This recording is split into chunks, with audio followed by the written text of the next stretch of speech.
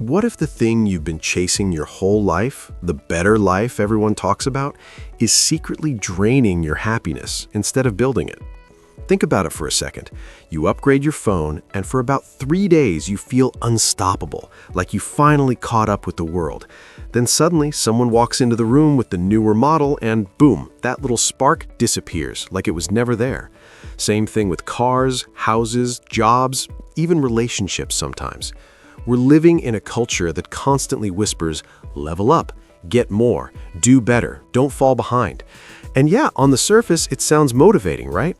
But here's the quiet truth nobody really talks about in boardrooms, self-help podcasts, or those flashy success reels on social media. The endless chase for a better life can turn into a treadmill you never step off. You run harder, faster, pushing yourself because you think the next milestone will finally bring peace, but the finish line keeps sliding farther away. One promotion becomes two, a decent apartment becomes a bigger mortgage, a solid paycheck becomes a lifestyle you now have to protect. And suddenly you're not building a life, you're maintaining an image. That's the hidden cost right there. Not the money, not the effort.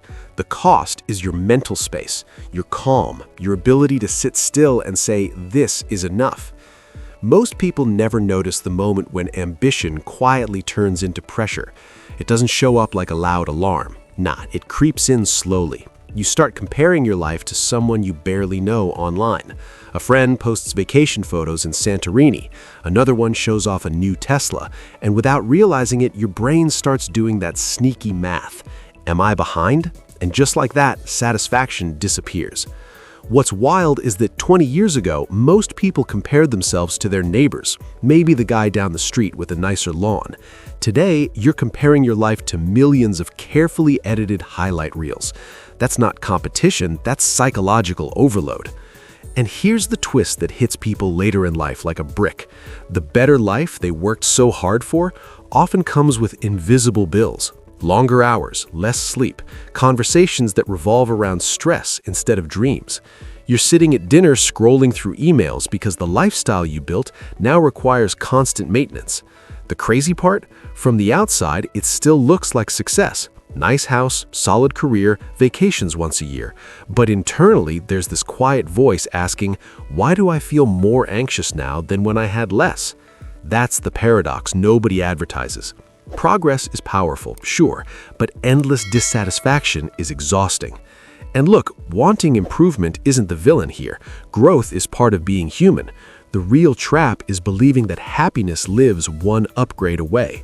Because if your peace always depends on the next version of life, you never actually experience the current one. Think about the moments that genuinely felt good in your life. Odds are they weren't about owning the newest thing or hitting some big milestone. They were simple, laughing with friends, finishing a project you cared about, driving late at night with music blasting and zero pressure. Those moments didn't come from chasing better, they came from being present. Yet modern culture trains us to skip right over those moments like they're loading screens on the way to the real game. And that mindset can quietly rob years from people without them realizing it. You keep postponing joy. I'll relax after this promotion, after I buy the house, after I reach this income. But life doesn't pause while you plan the perfect future. It keeps moving. That's why some of the most successful professionals wake up one day feeling strangely empty, even though they technically achieved everything they aimed for.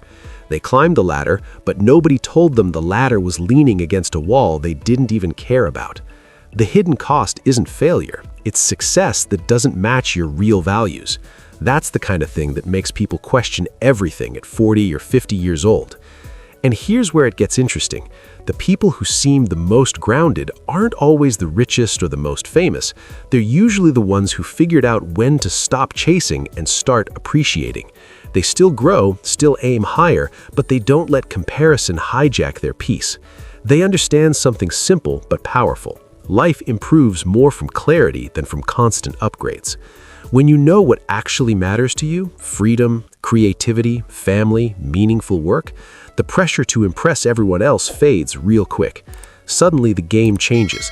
Instead of asking, what's the next thing I should want, you start asking, what kind of life actually feels good to live? And that question alone can shift everything. because once you see the treadmill for what it is, you realize you don't have to sprint forever. You can step off for a moment, breathe, and decide your own pace. Maybe the real flex isn't having the most upgraded life on the internet. Maybe it's having a life that feels calm, intentional, and genuinely yours.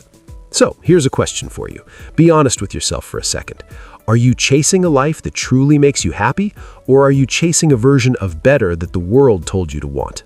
Drop your answer in the comments, share this with someone who's been stuck in the comparison trap, and remember this, sometimes the biggest upgrade in life isn't getting more, it's realizing you already have enough to build something meaningful.